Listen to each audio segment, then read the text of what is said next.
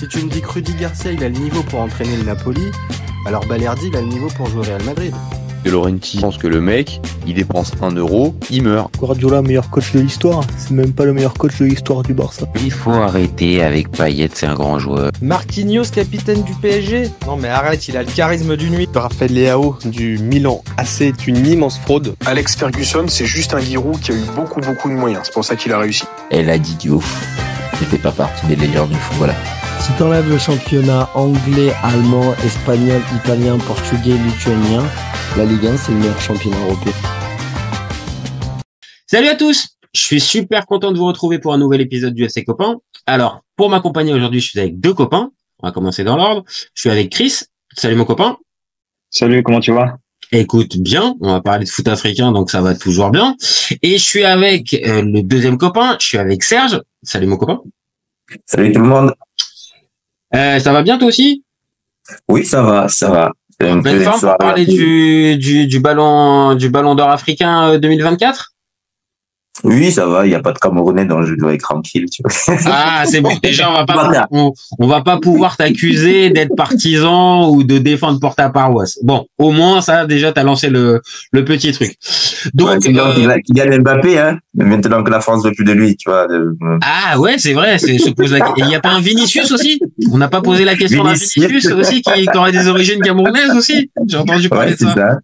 Et sinon, on a oublié notre ami de Cole Palmer aussi de Chelsea. Il y a un bout de l'arbre généalogique qui vient du Cameroun. Ouais, d'accord. Mais tout nous ramène au Cameroun, là, si tu commences par là. C'est pas nous qui décidons, hein. Ok, d'accord. Okay. Bon, on va essayer plutôt de s'arrêter. Désolé, amis camerounais, désolé. Ça va pas être une rubrique qui est forcément destinée pour vous parce que oui, il n'y a pas de joueurs camerounais dans ce top 10 du Ballon d'Or africain. Et donc, on va donner notre top 10 avec notre sensibilité sur la liste des nominés et sur, allez, sans spoiler véritablement, les joueurs qui manquent un peu dans cette liste de nominés, parce qu'il y en a quand même pas mal qui font débat. Donc, je vous donne, les copains, la liste des joueurs qui sont présents dans les 10. Donc, on a William Trostekong, on a Ronwen Williams, Serhou Guirassy, Simon Adingra, Achraf Hakimi, Emon Tapsoba, Amine Gouiri, Ademola Lookman, Chancel Mbemba et Sofiane Rahimi. Alors, est-ce que pour vous, c'est une liste parfaite? Ah non, pas du tout. Ok, vas-y Chris, pourquoi pas du tout? Bah, pour moi, dans cette liste, qui t'enlèverait si Non, la question c'est qui je mettrais, parce que après, moi je sais pas sur quels critères ils ont choisi. Par exemple, un joueur comme Trostekong, j'ai rien contre lui, il a fait une bonne CAN, il a fait une très bonne CAN. Mais quand on parle de football, quand on parle de ballon d'or, ça englobe aussi toute la saison, tu vois. Donc, pour moi, il y a des joueurs qui méritaient beaucoup plus qu'un joueur comme Trostekong, par exemple, tu vois. Je sais pas, je vais dire par exemple Aubameyang, tu vois. Aubameyang, ouais, pour toi, ça t'aurait plus paru normal que la saison d'un Trostekong.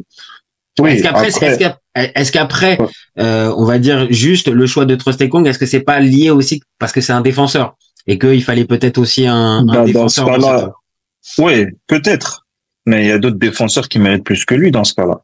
Par exemple, un joueur comme si on veut vraiment remplacer par un défenseur, j'aurais mis Odilon Kosunu, tu vois. C'est vrai. Odilon Kosunu, il gagne la CAN.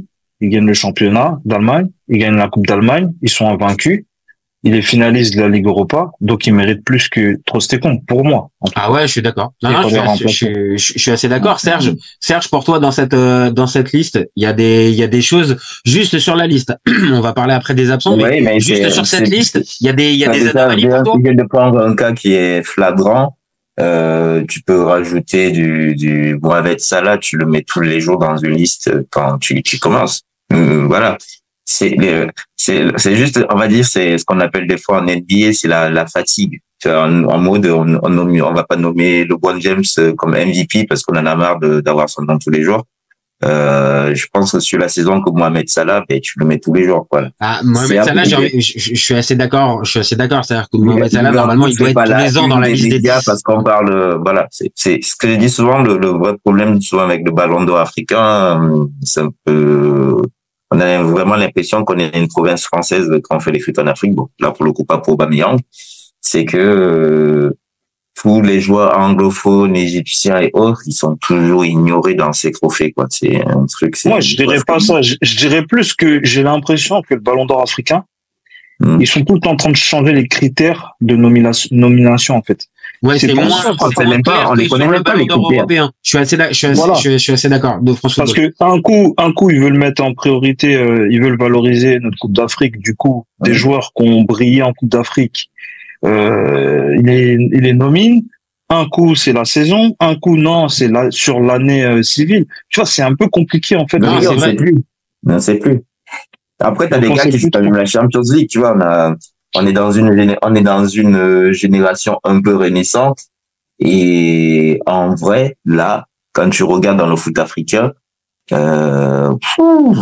un peu la souffrance, quoi. Derrière Hakimi, cette année on a un peu Marmouche qui revient. Voilà, parlons de ça, tu vois. Ça m'intéresse, tu vois. Est-ce que oui, donc mais ça c'est sur la saison en cours. Ouais, si on se base sur la saison. Voilà. Est-ce que sur voilà. Sur cette saison, enfin cette année 2024, puisque c'est le Ballon d'Or africain 2024, est-ce que sur cette année 2024, pour vous, il y a des joueurs, t'as parlé tout à l'heure, Chris, d'un Aubameyang spontanément, Serge, toi t'as parlé d'un Salah, est-ce qu'il y a d'autres joueurs pour vous qui méritent d'être dans cette liste de 10 à la place des Trostekong et autres que j'ai Après, je t'avoue que j'ai pas trop suivi les Champions League africaines pour aller te chercher des joueurs continentaux. D'habitude, il y a un ballon d'or africain, du moins un ballon des joueurs locaux qui locaux. On devrait aussi un peu plus le valoriser. Mais comme médiatiquement, on est un peu en souffrance au niveau du football continental. Et c'est Al-Ahly qui a encore gagné. Et je pense qu'il y en a pas mal qui jouent dans le gardien qui joue à Al-Ahly, justement, dans le club égyptien, si je ne me trompe pas.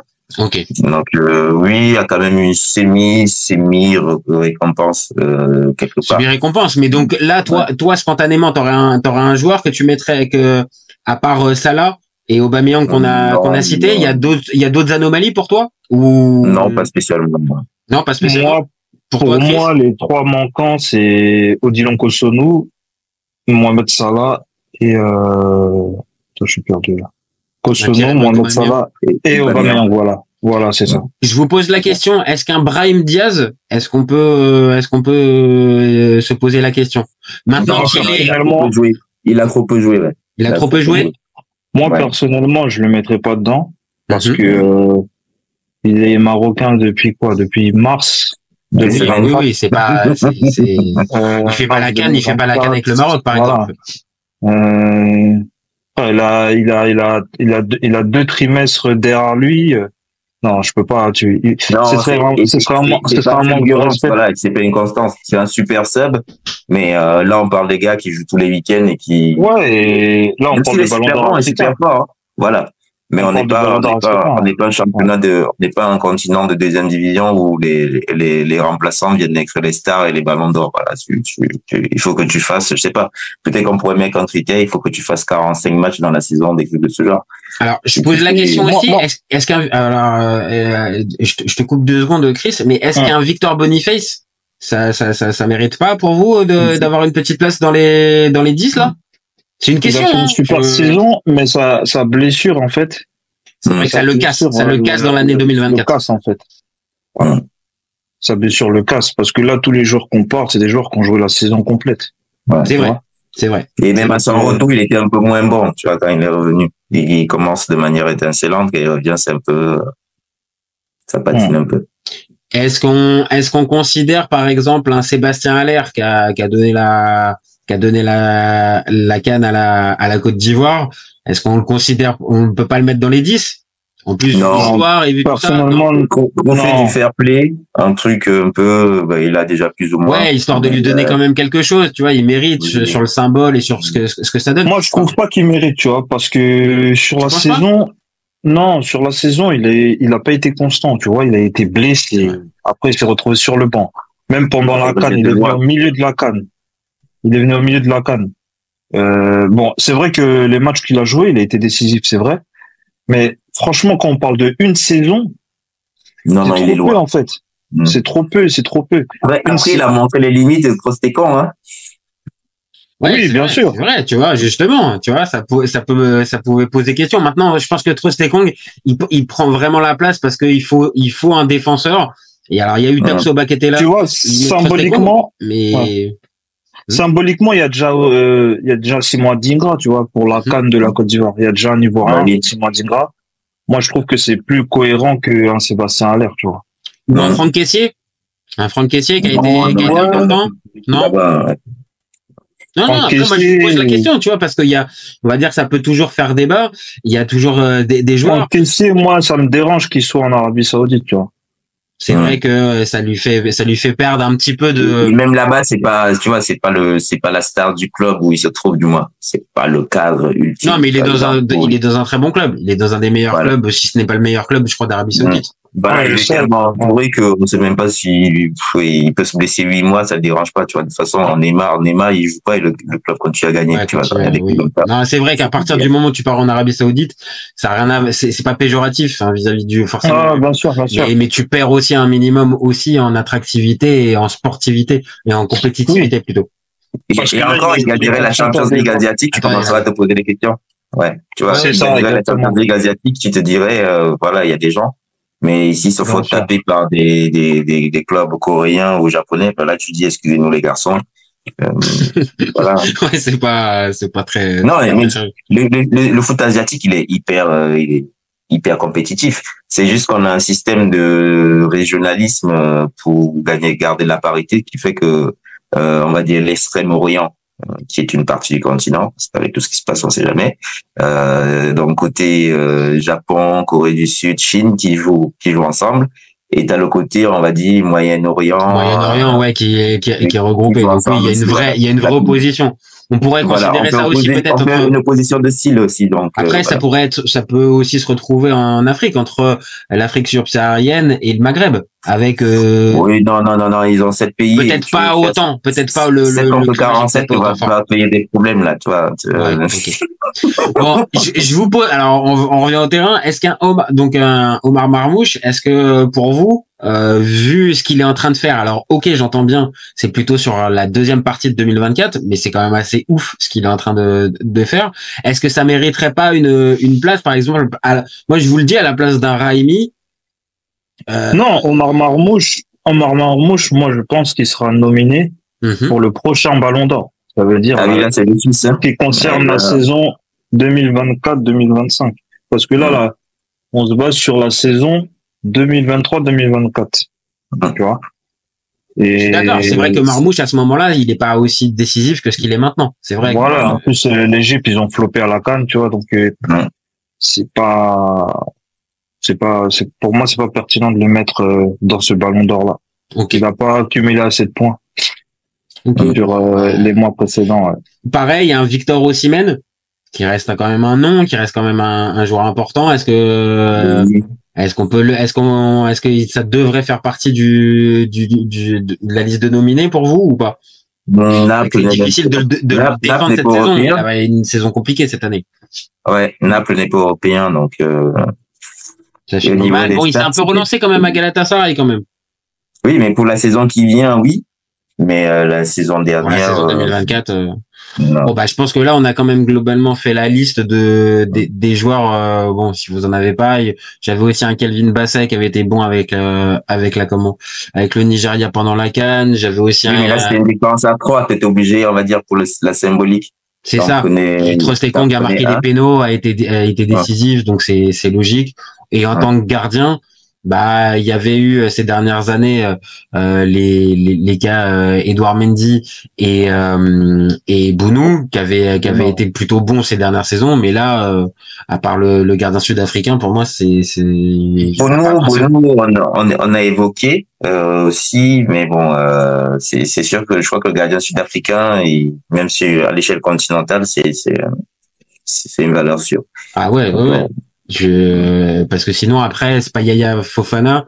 Je pense que tu vas me confirmer, Chris. C'est pas Yaya Fofana qui mérite d'être dedans. Et André Onana, pour toi, Serge, il aurait pu, mais bon, vu la saison Manchester et Cameroun, c'est toujours hyper complexe parce que quand on regarde entre guillemets les clean sheets, il est parmi les gardiens qui en ont le plus en première ligue. Et c'est vrai que dès qu'il y a une défaite de Manchester, on met la lumière sur lui, tu vois. Après, est-ce que c'est une orientation médiatique?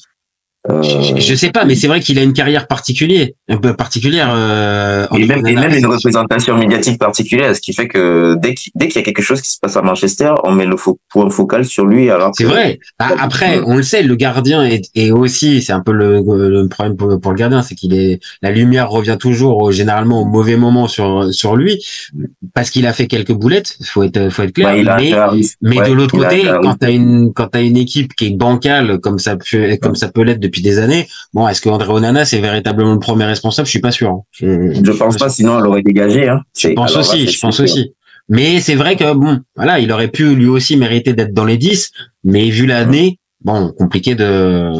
Manchester, ils ont fini combien en plus? Ils ont pas 6, 7. Ouais, bah ils finissent ils gagnent la cup, mais ils font pas. Oui, ils doivent faire 7e, je crois, en championnat. Ouais. Bon, revenons donc au top 10. Pour vous, en 10e position, ça serait qui là dans la liste des 10 nominés qu'on a? Donc Raimi, Bemba, Lookman, Gouiri, Tapso. Gouiri numéro 10? Pour vous, c'est Gouiri numéro 10? Bah, je confirme. On se base sur les joueurs qui sont là. Là, sur les joueurs qu'on a. Après, tu nous donneras toi ta sensibilité avec ton top 10 si tu veux, tu vois. Mais là, sur les 10, si tu dois en mettre un 10e, là, sur les 10, tu fais comme nous, à mettre Gouiri en 10. Gouiri, ouais. Gouiri. Je ne comprends pas qu'il soit sur. Je comprends pas, moi non plus. Hein. J'ai rien contre Amine Gouiri, mais au contraire, hein, c'est un joueur intéressant. Mais là, sur l'année 2024, je vois pas ce qu'il mérite. Où est-ce qu'il mérite d'être. Bah oui.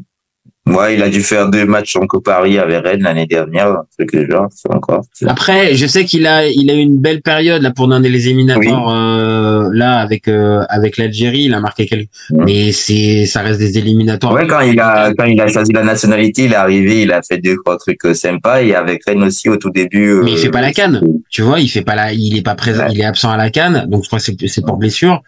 Ouais, vraiment compliqué je vois pas l'intérêt, la place il fallait un algérien dans le truc, hein, c'est des amis algériens avant qu'ils nous râlent dessus là. Bah peut-être qu'il y avait d'autres joueurs algériens, peut-être un Amoura de Wolfsburg qui marque quand même pas mal, mais bon.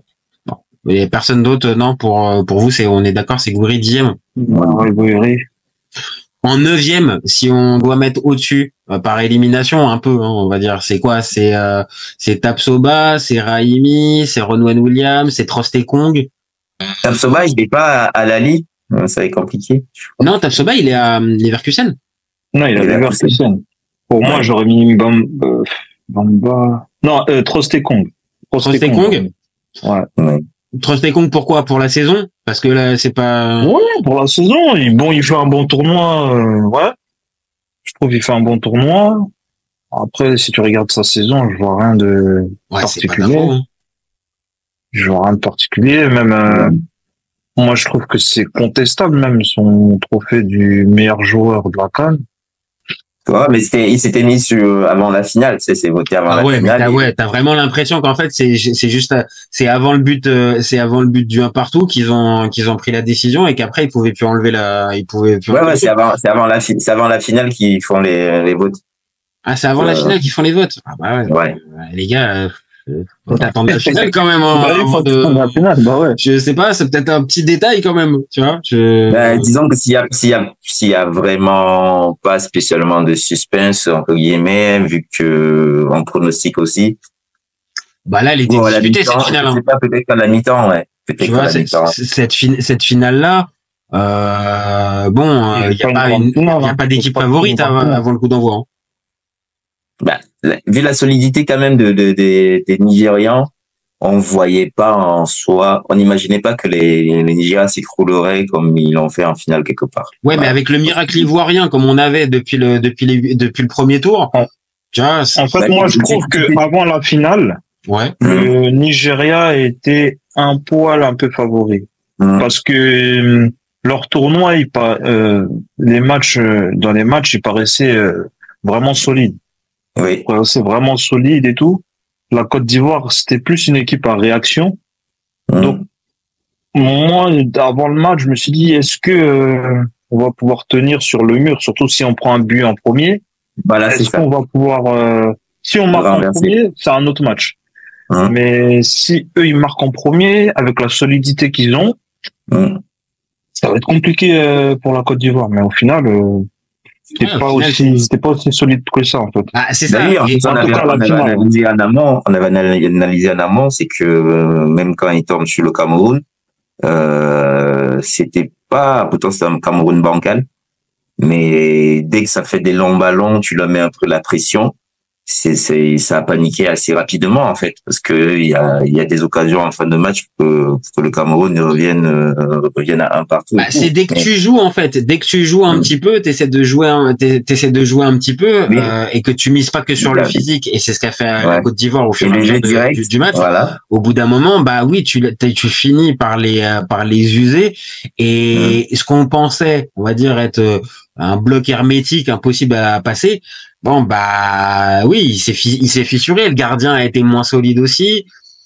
Il s'est vautré le gardien. Et puis après, on va le dire aussi, il y a eu un vrai contexte autour de cette CAN.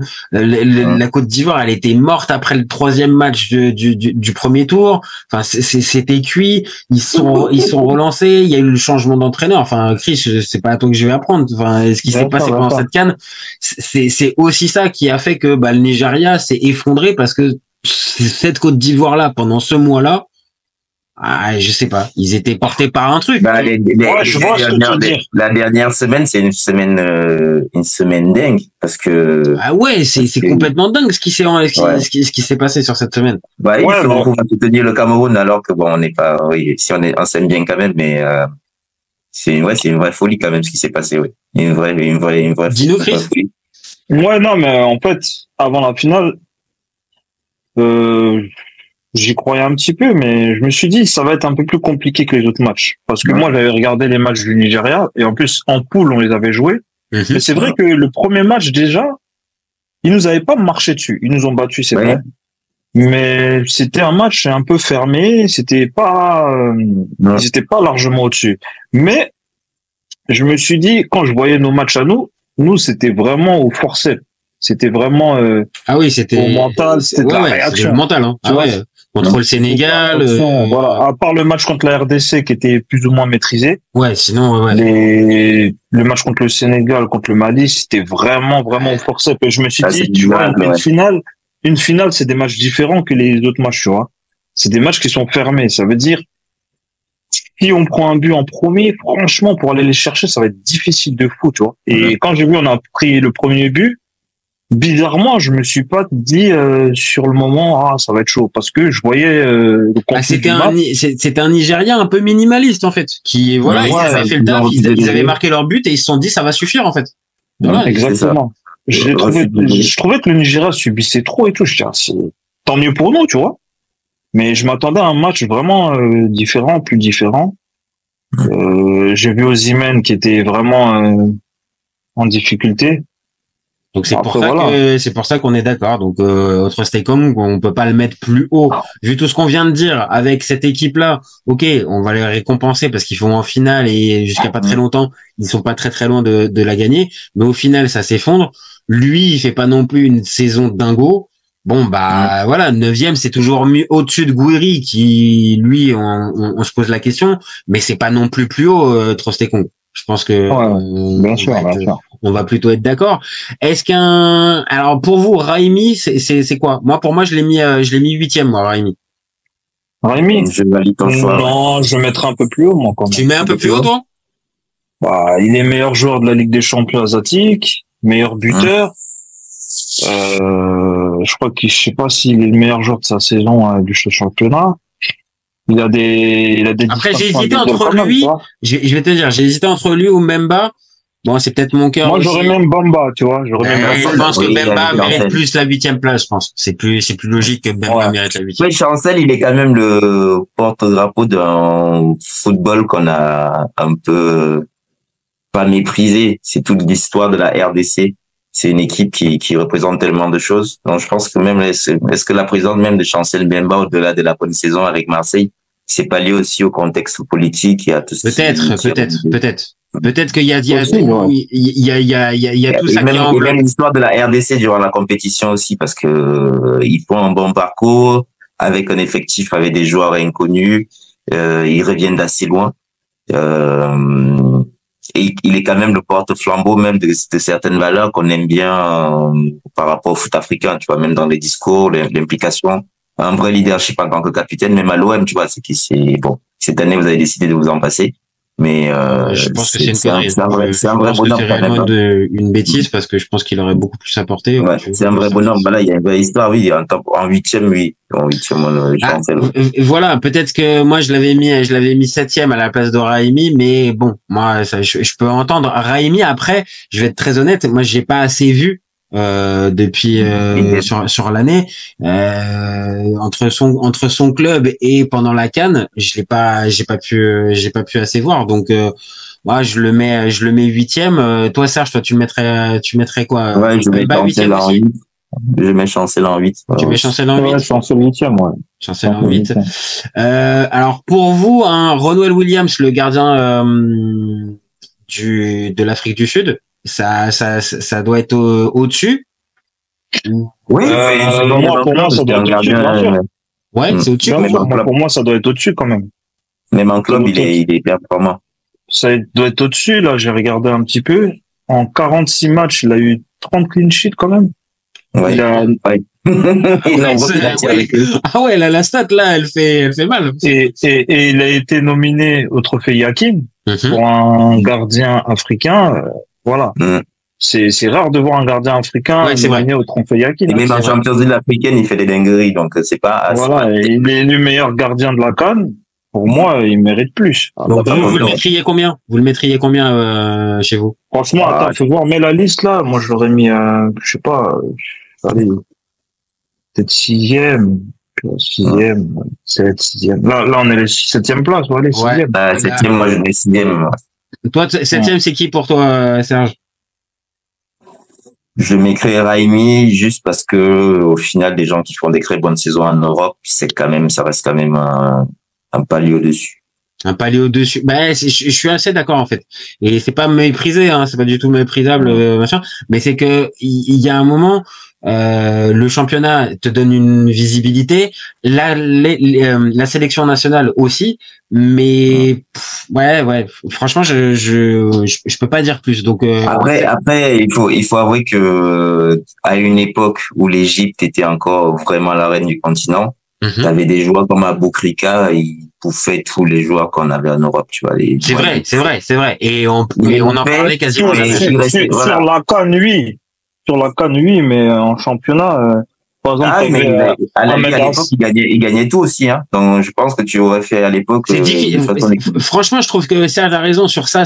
Il y a eu une époque où l'Égypte marche vraiment sur le continent, multiplie les CAN, et on n'en parle jamais, en fait. Il y a aucun joueur qui ressort. On est incapable en Europe, en tout cas, je parle en Europe, hein, vraiment de ressortir un joueur de cette époque, alors que individuellement. Alors qu'ils sont deux fois champions de.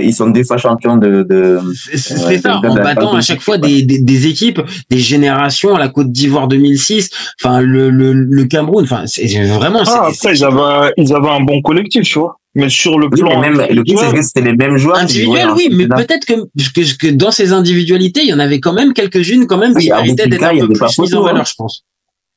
Aboutrika disait, bon, on a fait, voilà, en fait, je te disais qu'on a fait une petite parenthèse sur l'équipe d'Égypte auparavant.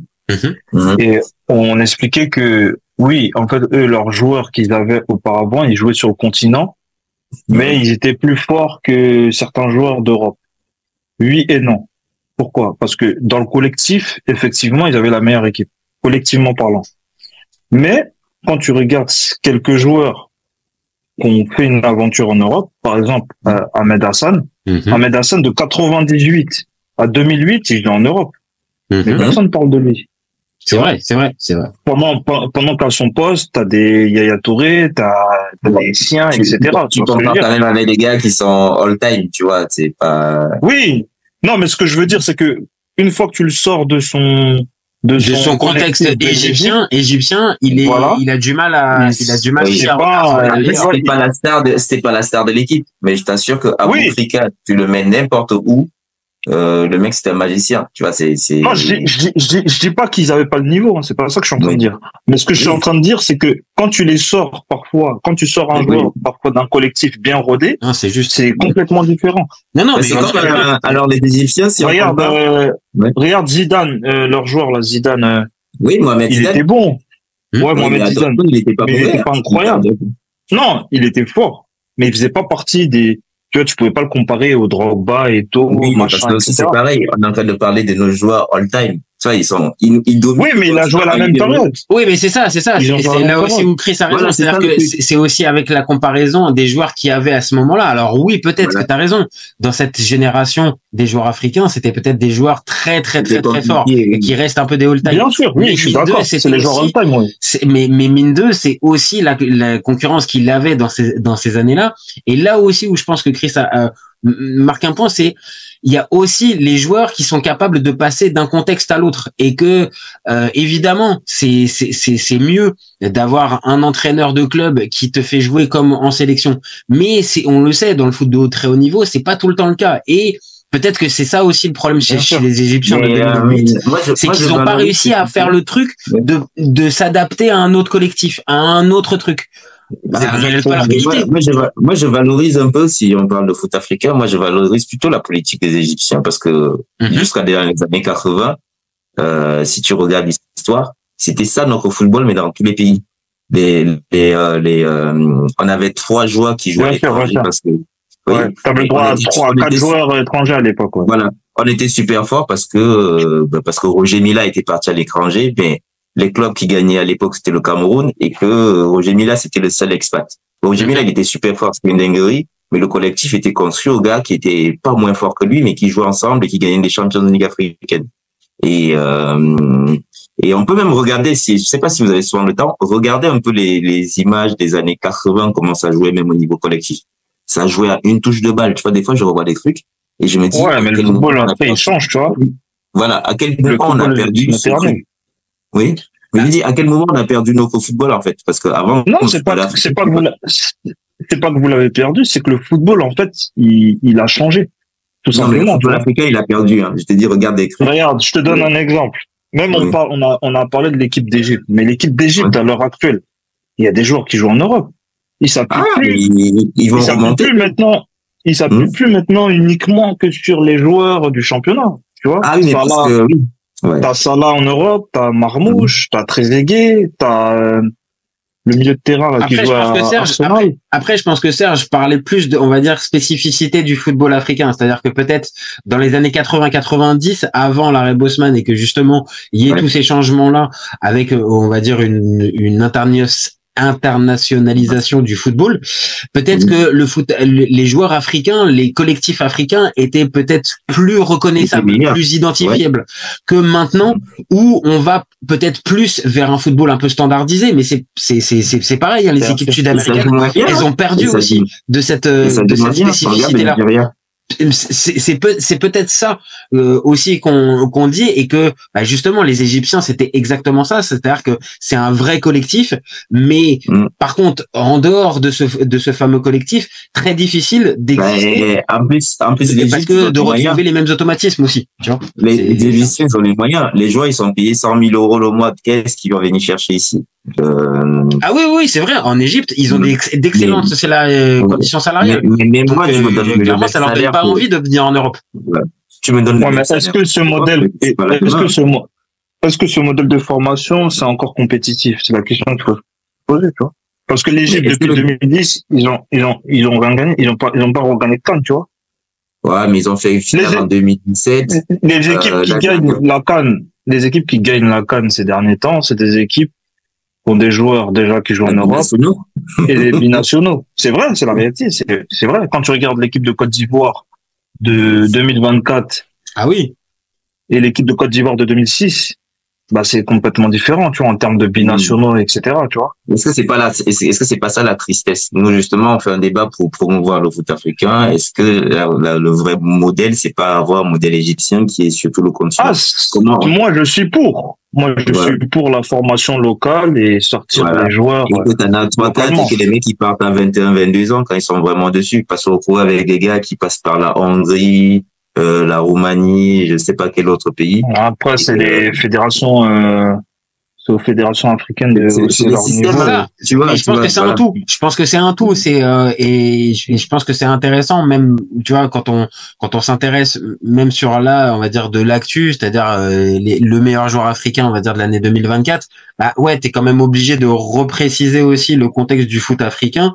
Et dans celui de 2024, bah oui, la notion de collectif, elle est importante, mais c'est vrai que ces dernières années, ça a été plus, évidemment, je vais pas dire une course aux binationaux, parce qu'il n'y a pas que, ça. Mais ça c'est clairement une course aux binationaux. Alors que il y a une quinzaine d'années encore, sans aller à remonter jusqu'à les années 80, Serge, ne faisons pas les vieux anciens, mais sans aller jusque là, et dans les années 2000, il y avait peut-être pas cette, comme disait Chris tout à l'heure, l'obsession, cette même obsession d'aller chercher le binational, et que bon, peut-être que ce modèle-là était peut-être pas meilleur, hein, parce que sportivement, les sélections africaines ont pas pu performer ou surperformer pendant les coupes du monde. Maintenant, peut-être que c'était le format aussi, avec 5 équipes qualifiées aussi, c'est peut-être compliqué de performer. Non, mais il y avait des problèmes structurels au-delà même au-delà même des joueurs en question, parce que je pense que dans les années 2000, on avait des joueurs meilleurs que maintenant, mais largement, mais on avait des soucis organisationnels. Tu vois, je pense que Chris, il est pas d'accord avec ça. Je pense qu'il est pas d'accord avec les joueurs moins forts maintenant.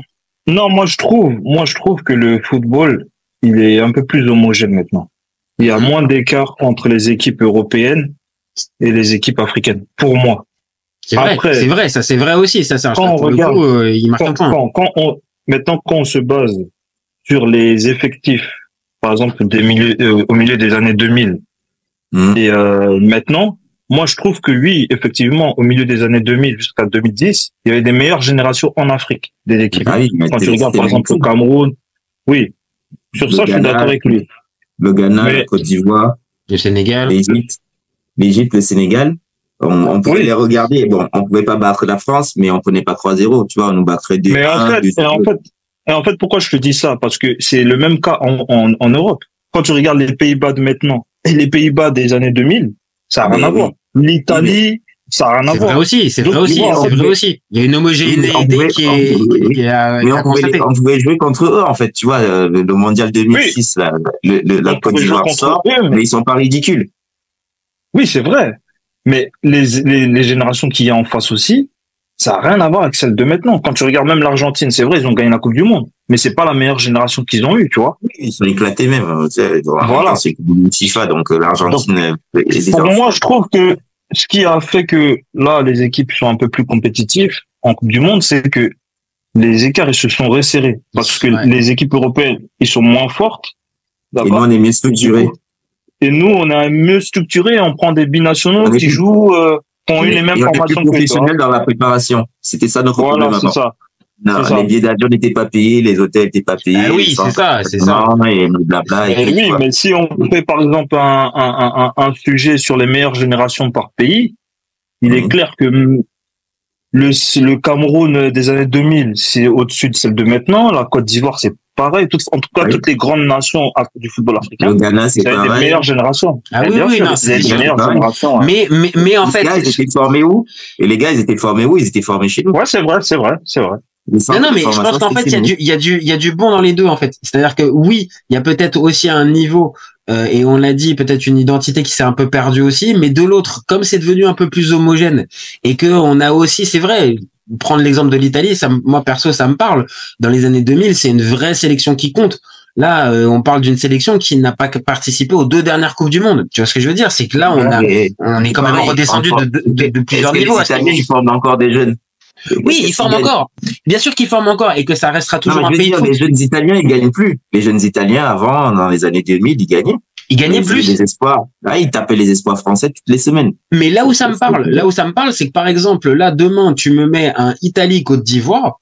Et ben peut-être que en 2001, je te dis que là maintenant tout de suite, je suis pas rassuré. Je te dis honnêtement, en tant que supporter italien, je suis pas rassuré et je me dis pas, écoute, on a quand même une marge. Non. Parce que justement ce côté homogénéité, ouais, ça se ressent aussi parce qu'il y a certaines nations qui ont perdu, d'autres voilà comme la Côte d'Ivoire ou même d'autres pays comme le Sénégal aussi. Le Cameroun c'est un peu compliqué parce que la génération elle est pas bonne, mais c'est pareil. Le Cameroun aurait des joueurs un peu meilleurs. Là dans le contexte actuel, j'aurais l'Italie ou ce type de sélection sans peur. Le Cameroun, tu peux si t'as un coach et quelque chose. Là pour le coup, je vais arrêter. Là, la seule chose qui te change en ce moment, c'est que tu as Carlos Baleba et Mbeumo qui sont là. Je te dis, Rigobertson. Donc Rigobertson, il aurait eu les 2 à la CAN. C'est même possible qu'on ne se fasse pas éliminer contre le Nigeria. Ça te change la vie. Je sais pas, mais je vois ce que tu veux dire. C'est un peu la révélation en Angleterre cette saison, tu vois. Il y en a plein, mais la question du coach, en fait, la question du coach, elle se pose là. Évidemment, t'en rigoles avec le Cameroun, mais bien sûr, mais elle se pose aussi, tu vois, pour Chris aussi, en se posant la question, est-ce que par exemple, un Emer Faé, est-ce que ça peut être vraiment la solution? Et est-ce que moi, je crois pas du tout. De toute façon, on a déjà eu ce débat. Moi, il a gagné la CAN, certes, mais de toute façon, tu connais ma position sur ça. Pour moi, c'est pas un entraîneur, non. C'est ça. Et est-ce que peut-être, pour pouvoir passer justement ce fameux cap pour les sélections africaines, est-ce que ça passera pas aussi par un niveau supérieur au niveau des coachs, en fait? Parce que, et ça veut pas dire ça, c'est un problème de fédération, tu vois. C'est eux qui les choisissent. Et derrière même, moi, ce que je prends toujours un modèle depuis des années, quand je vois jouer le Japon masculin comme féminin ou la Corée du Sud, je trouve Christounet qu'on n'ait plus de projet. Avant, on appelait les Ghanéens les Black Stars parce qu'il y avait une identité. Le Nigeria, c'était... Ouais, c'est pareil. On en revient c'était le modèle de l'Ajax. L'Afrique du Sud, c'était aussi le modèle de l'Ajax. À un moment, c'est pour ça que tu avais même un Ajax City. Bon, au-delà du fait qu'il y a une petite historique avec les Néerlandais. Mais on n'a plus de modèle de football, entre guillemets, d'école européen qu'on applique chez nous. On l'a dit tout à l'heure, c'est que cette course aux binationaux te freine aussi dans ce fameux projet. C'est-à-dire qu'il va falloir que tu attendes l'accord du joueur en question, sauf si à la limite, comme font les Marocains depuis quelques années, tu vas aller chercher en amont en fait. Et tu vas aller chercher plus jeune. Tu vois, c'est en train de se faire, mais c'est embryonnaire encore. Tu vois, par exemple, le Maroc, t'as le Maroc, Barcelone se sont installés, et là il y a la Côte d'Ivoire, il y a Benfica qui se sont installés. Ils ont la Côte d'Ivoire, c'était ça au départ, dans les années 2000. C'est ce qui a fait vos générations en or, parce que justement, il y avait une vraie structure avec des partenariats. Le Sénégal qui marche bien, c'est parce qu'il y a eu des partenariats avec Diarmas, avec Metz, c'est ça. Mais en fait, dès que tu fais ça, parce que nous aussi on avait l'école des brasseries, ils venaient jouer le tournoi de Montaigu. Dès que tu structures ton football dès la base, dès la jeunesse, de toute façon c'est un peu comme l'école. Dès que tu structures la jeunesse, t'as des fruits derrière. T'attends 10 ans peut-être. Bien sûr. T'attends 10 ans exactement, mais après tu sors des joueurs.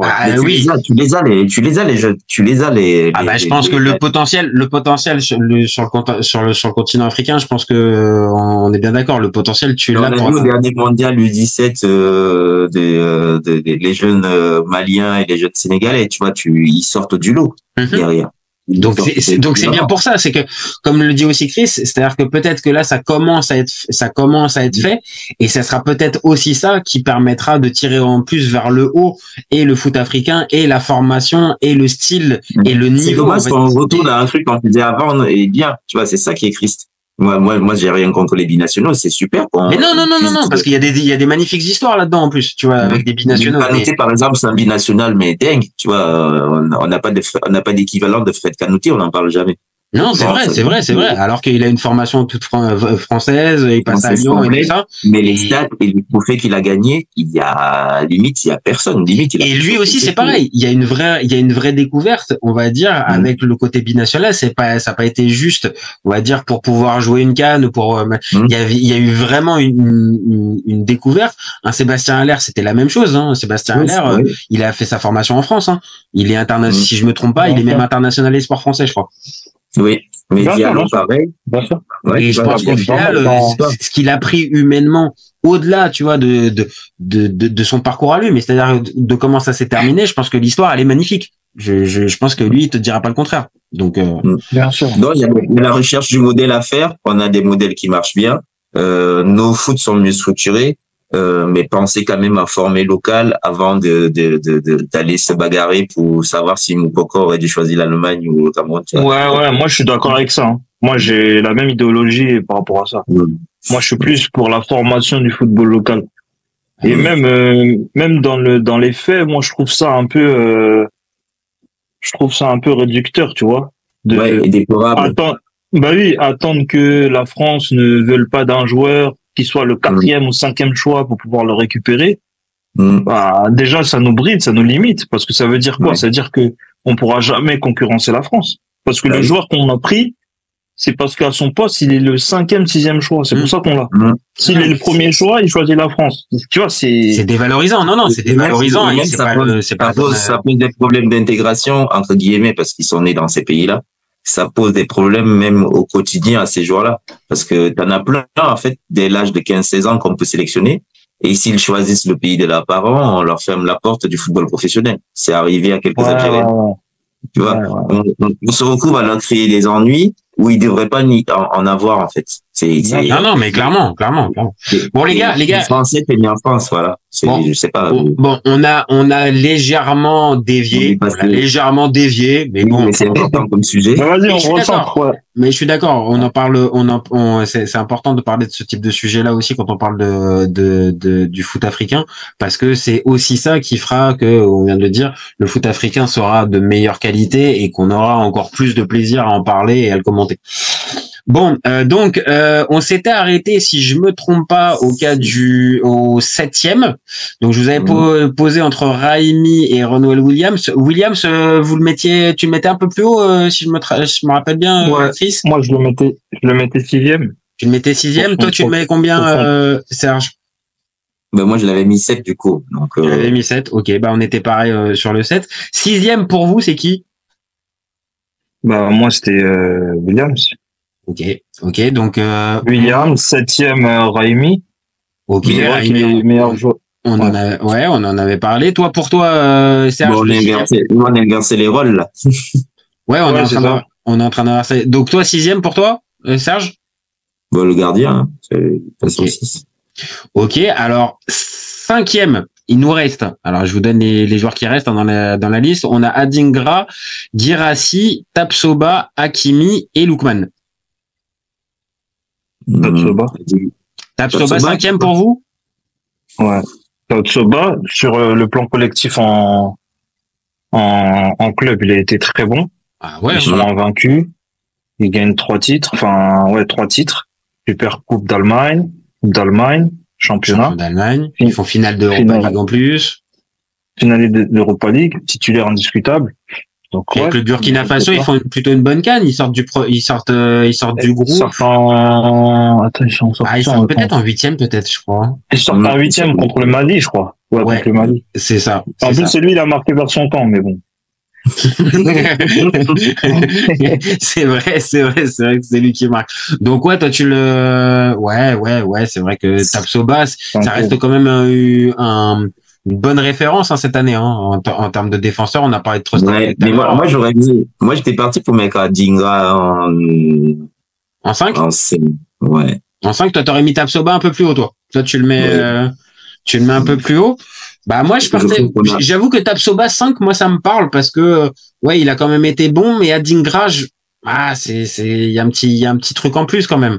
C'est pas très loin c'est pas très loin du podium, non? Toi tu le mets combien? Moi Adingra, je l'aurais mis devant Tapsoba par rapport à la CAN, tu vois. Moi aussi. Parce que il y en a un, il est décisif à la CAN, il fait gagner son pays. L'autre, il sort en 8e de finale. Tu vois, après, il joue pas dans les mêmes équipes, tu vois, donc il peut pas, c'est difficile voilà, tu vois. Après, je comprends, hein. Si tu mets Adingra 5, Tatsoba 4, je peux comprendre. C'est compréhensible, tu vois. Après, moi, voilà. Après, je vais vous suivre, parce que, c'est aussi collégial. Oui, c'est l'un ou l'autre. Mais pour la performance sur la saison, quand même, je trouve que Tapsoba, et quelque part, il faut quand même récompenser le travail de Leverkusen. Et comme tu l'as dit, on avait Kosono aussi qui était dans l'équipe. C'est fou quand même qu'on n'ait pas, que ce club ait été oublié comme ça à ce point après ce qu'ils ont fait. La preuve, cette année, c'est un peu plus compliqué, hein. Bon, oui, c'est plus compliqué.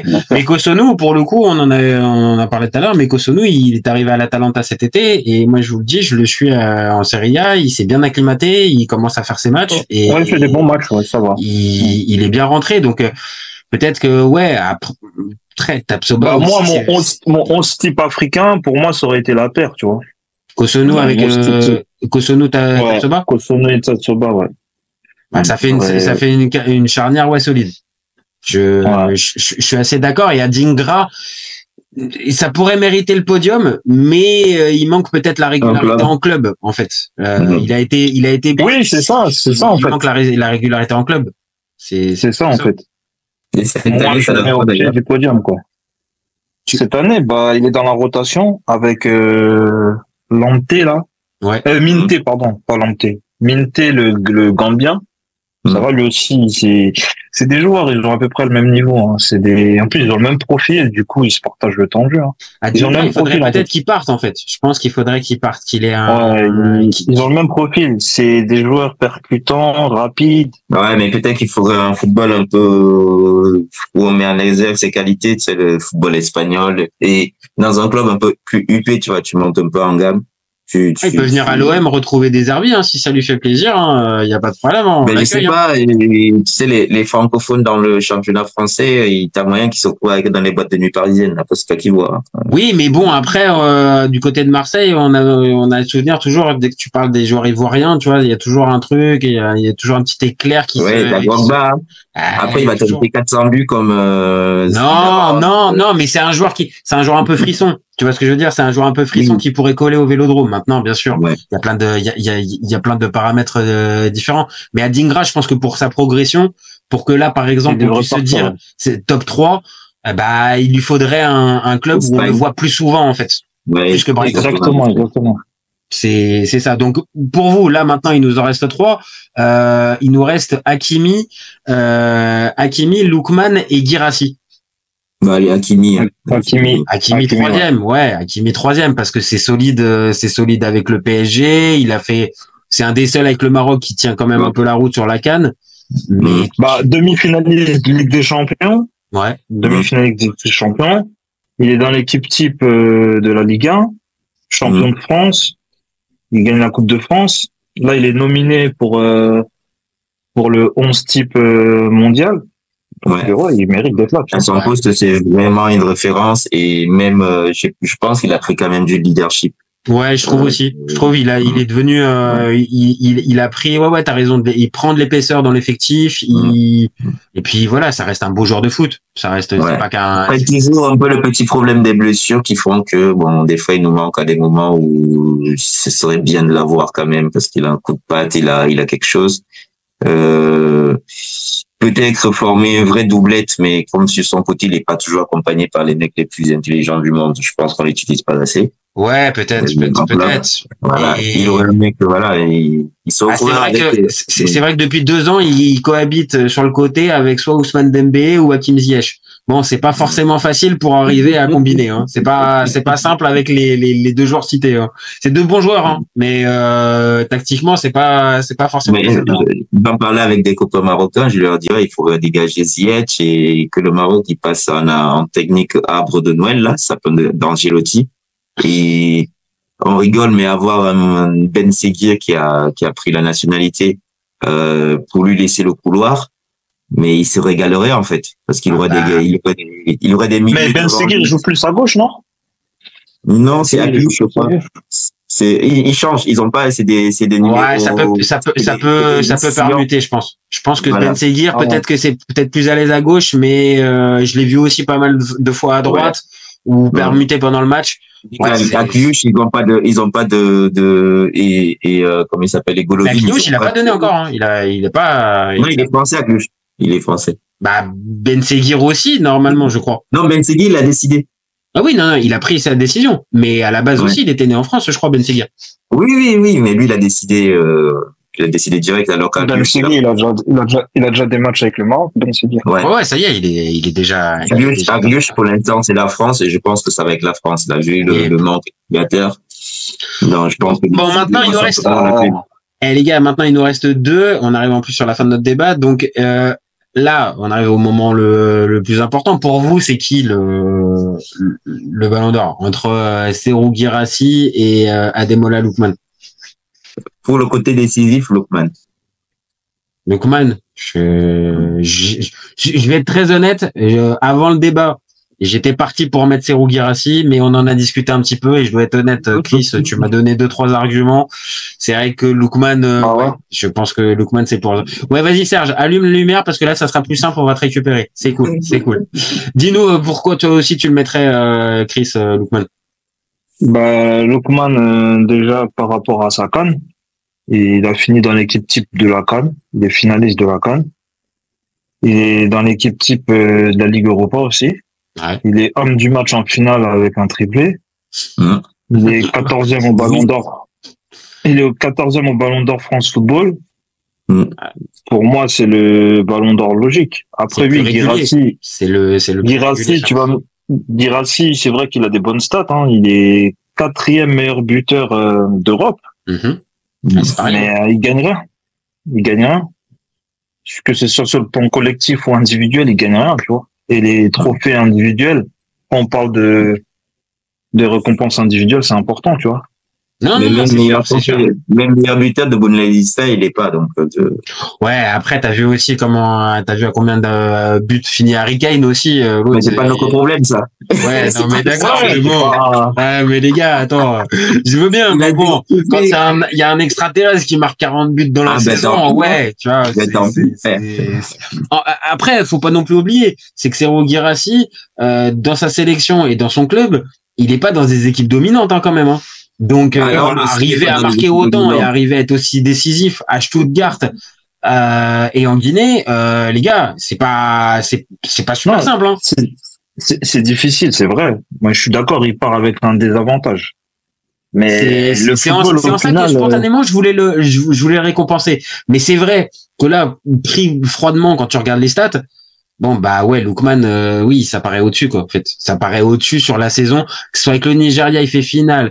Il gagne l'Europa League avec avec l'Atalanta, triplé en finale, MVP, et vraiment, tout le monde s'en rappelle, même des gars qui n'ont pas suivi le foot ont vu ce match-là et ont vu comment le gars était au-dessus. Il démarre bien en plus avec l'Atalanta cette saison. La nouvelle, ouais, non, c'est vrai que ça paraît logique de lui donner. Même déjà, ça fait 2-3 saisons qu'on voit que c'est quelque chose, tu vois. Donc, ouais, c'est vrai. En plus, il y a une progression depuis quelques saisons. Donc non. Il y a une constance dans le haut niveau, alors que Guirassy, c'était encore un de ces énièmes attaquants qu'on a dégagé de la Ligue 1 et qui explose, on comprend même pas. Limite, on est en train Pour moi, le seul qui aurait pu être dans la discussion avec Lookman, c'est Aubameyang, tu vois. Mais je sais pas, il est même pas nominé, j'ai pas compris, en fait. C'est le seul qui vraiment, il aurait pu être dans la discussion. Est-ce qu'il paye pas le fait qu'il soit pas présent à la CAN? Et que l'OM. Et transfert en Arabie Saoudite en deuxième partie de saison. Moi, c'est que ça que je vois. Mais pour moi, je vais dans ton sens, hein. Pour moi, ça ne justifie pas qu'il soit pas présent dans les titres d'hélice. Ouais. Et après, est-ce que dans le jeu, Aubameyang, il était vraiment participatif ou ouais, si, franchement, si. Parce que quand je regarde les stats, il y a les passes aussi, hein. Il y a les buts et les passes, hein. Il fait des passes, hein. Ouais, non, mais quand je regarde les stats, il est au-dessus de Lookman, hein. Lookman a un jeu un peu plus loin de la surface de réparation. C'est pas les mêmes profils. Regarde, Aubameyang, il a 51 matchs, excuse-moi. 30 buts, 11 passes décisives. Au meilleur buteur européen, 4e, avec Guirassy. Lokman, il est à 17 buts et 10 passes D en 45 matchs. Ouais, mais non, c'est vrai qu'Aubameyang, il mérite en voyant ça, c'est pas possible qu'il mérite. Mais après, si on fait ça, Vinicius, on lui donne pas le ballon d'or, les gars. Si on commence comme ça, l'autre, il dégage. Mais maintenant, quand tu regardes même la distinction individuelle, Aubameyang, il est meilleur joueur africain de Ligue 1 cette saison. Meilleur buteur de la Ligue Europa. Ouais, c'est pas rien, ça. D'accord. Il est dans l'équipe type de la Ligue 1. Et il est dans l'équipe type de la Ligue Europa, lui aussi. Ouais, donc, non. Et il est le meilleur buteur de l'histoire de la Ligue Europa. Ouais, donc ça, en plus, moi, ça, c'est comme ça, mais Aubameyang, si on le met, Aubameyang, il y a moyen qu'il dégage Guirassy du podium, mais qu'on se retrouve avec, du moins, Hakimi du podium, mais qu'on se retrouve avec Lookman, Aubameyang, et tu penses, oui, il y aurait un surplus offensif. Trois offensifs, c'est pas... Voilà. C'est vrai, parce que au niveau de l'impact dans le collectif, même Lookman, voilà, c'est un mec qui perturbe les défenses. Peut-être qu'il fait pas la dernière passe, mais souvent il est dans l'avant-dernière. Il est dans des collectifs bien huilés quand même. Autant en Nigeria, il est plus décisif, autant en club, ça alterne, voilà, ça joue bien quand même à Atalanta. Donc bon, là il nous reste 1 minute, les gars. Je vous pose juste donc votre trio idéal. Ton classement idéal hors les nominés et tout ça. Chris, c'est quoi ton trio? T'aurais mis trio Lookman, Aubameyang et Guirassy. Lookman, Aubameyang, Guirassy. Ok. Ouais. Et pour toi, c'est le même dans l'ordre. Pour moi, c'est le même. Exactement comme ça. Pour toi, c'est le même. Écoutez, allez, tu sais quoi, vraiment, t'as réussi ton coup, Chris, hein, t'as réussi à me changer mon vainqueur et même mon trio, parce qu'Aubame, je l'avais pas mis dans le trio, mais allez, présenté comme ça, c'est vrai qu'Aubame, il avait quand même été fort. Bon, bah, merci les copains. Merci d'avoir participé à ce petit débat. C'était un vrai plaisir. Nous, on se retrouve très vite pour un nouvel épisode. N'hésitez pas à nous dire, pour vous, qui mérite le ballon d'or africain. Si pour vous, c'est Guirassy, c'est Lookman, c'est Hakimi, ou c'est Aubameyang, ou c'est encore un autre. N'hésitez pas à nous dire. Et puis, on se retrouve très vite. Et vous gardez en tête qu'OFC Copain, on est ouvert toute l'année. Ciao les copains. Ciao. Ciao.